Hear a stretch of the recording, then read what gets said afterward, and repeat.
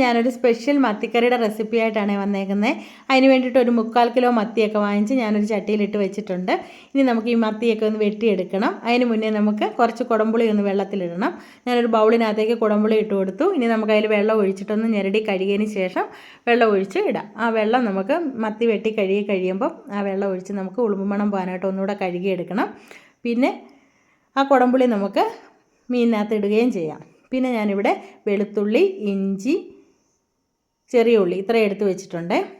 ഞാനിവിടെ സ്പെഷ്യൽ മത്തിക്കറി എന്ന് പറഞ്ഞില്ലേ, കൂർക്കയിട്ടുള്ള മത്തിക്കറിയാണ്.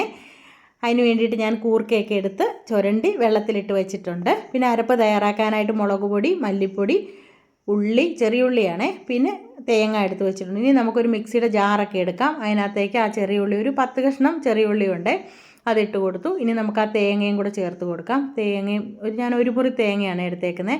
ആ തേങ്ങയും കൂടെ ചേർത്ത് കൊടുത്തിട്ട് നമുക്ക് മുളക് പൊടി ഞാനൊരു 3 ടേബിൾ സ്പൂൺ മുളക് പൊടിയും 1.5 ടേബിൾ സ്പൂൺ മല്ലിപ്പൊടിയും 1 ടേബിൾ സ്പൂൺ മഞ്ഞൾപ്പൊടിയും 1/2 ടീസ്പൂൺ ഉലുവാപ്പൊടിയും ചേർത്ത് കൊടുത്തിട്ടുണ്ട്. നന്നായിട്ട് അരച്ചു കൊണ്ട് വെച്ചിട്ടുണ്ട്.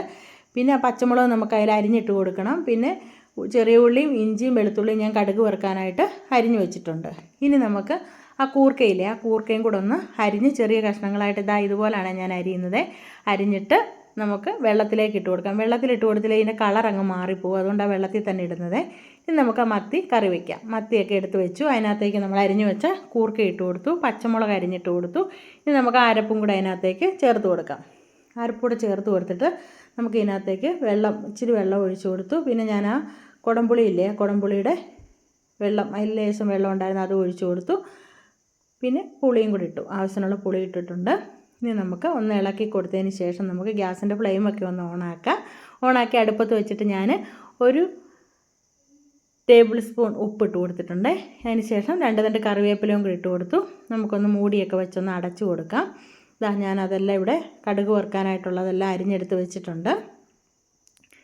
ഇനി മീനൊക്കെ ഒന്ന് ഏകദേശം തിളച്ച് വറ്റാറായിട്ടുണ്ട്. ഇനി നമുക്കിതൊന്ന് കടുക് പൊട്ടിക്കാം. കടുക് പൊട്ടിക്കാനായിട്ട് ഞാൻ ഒരു പാനൊക്കെ അടുപ്പത്ത് വെച്ചു.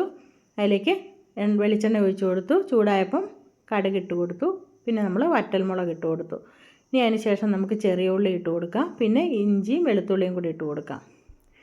അപ്പം മീനൊരു 3/4 ഭാഗമായിട്ടുണ്ട് വറ്റി. അപ്പം നമ്മൾ ഇഞ്ചിയും വെളുത്തുള്ളിയും ചേർത്തില്ലല്ലോ മീനിനകത്ത്. അപ്പോൾ അതുകൊണ്ടാണ് ഞാൻ ഇപ്പോഴത്തന്നെ കടുക് വറുത്ത് ഒഴിക്കുന്നത്. അപ്പോൾ ഒന്നും കൂടെ ഒന്ന് കടുക് വറുത്ത് ഒഴിച്ചിട്ട് മീൻ ഒന്നുകൂടെ ഒന്ന് തിളയ്ക്കുമ്പോഴത്തേനും ആ ഇഞ്ചിയും വെളുത്തുള്ളിയുടെയൊക്കെ സത്ത് അതിനകത്ത് പിടിച്ചോളും. നമുക്ക് ഈ മീനൊന്നും ചുറ്റിച്ച് കൊടുക്കാം. തവിയൊന്നും ഇട്ട് കൊടുക്കല്ലേ. തവി ഇട്ട് കൊടുത്താൽ ചിലപ്പം മത്തിയൊക്കെ അങ്ങ് പൊടിഞ്ഞു പോയാലോ. അതുകൊണ്ട് തവിയൊന്നും ഇടണ്ട.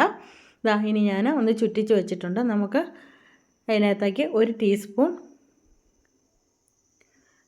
കുരുമുളക് പൊടിയും കൂടി ഇട്ട് കൊടുത്തു. പിന്നെ നമ്മൾ ആ കടുക് വറുത്തില്ലേ, അതും കൂടെ അതിലേക്ക് ഒഴിച്ചു കൊടുത്തു. ഇനി നമുക്കൊന്നും കൂടെ ഒന്ന് ചുറ്റിച്ചതിന് ശേഷം നമുക്ക് അതൊന്നും കൂടെ ഒന്ന് തിളയ്ക്കാനായിട്ട് വെക്കണം. നന്നായിട്ട് ഒന്നും കൂടെ ഒന്ന് തിളയ്ക്കണം.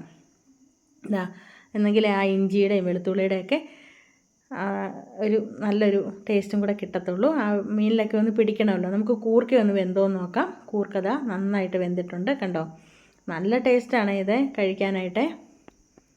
നമുക്കൊന്നുകൂടെ മൂടി വെച്ച് അടച്ചു കൊടുക്കാം. ഒരു 2 മിനിറ്റിന് ശേഷം ഞാൻ മൂടിയൊക്കെ തുറന്നു. വാങ്ങി വെച്ചു മീൻ.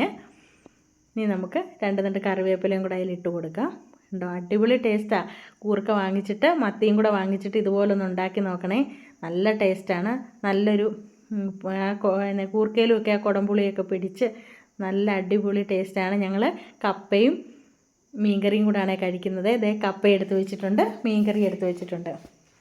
അപ്പം കൂർക്കയൊക്കെ കിട്ടുമ്പോൾ ഇതുപോലൊന്ന് ഉണ്ടാക്കി നോക്കണേ. കണ്ടോ, നല്ല ടേസ്റ്റാണ്, അടിപൊളി ടേസ്റ്റാണ്. അപ്പോൾ ഇതുപോലെ ഉണ്ടാക്കിയതിന് ശേഷം അഭിപ്രായമൊക്കെ അറിയിക്കാൻ മറക്കരുത്. ഇതുവരെ നിങ്ങളെൻ്റെ വീഡിയോസ് കണ്ടിട്ടില്ലെങ്കിൽ ലൈക്കും ഷെയറും കമൻറ്റും ഒക്കെ ചെയ്യുക. നല്ലൊരു വീഡിയോയുമായി നാളെ കാണാം. Okay, by.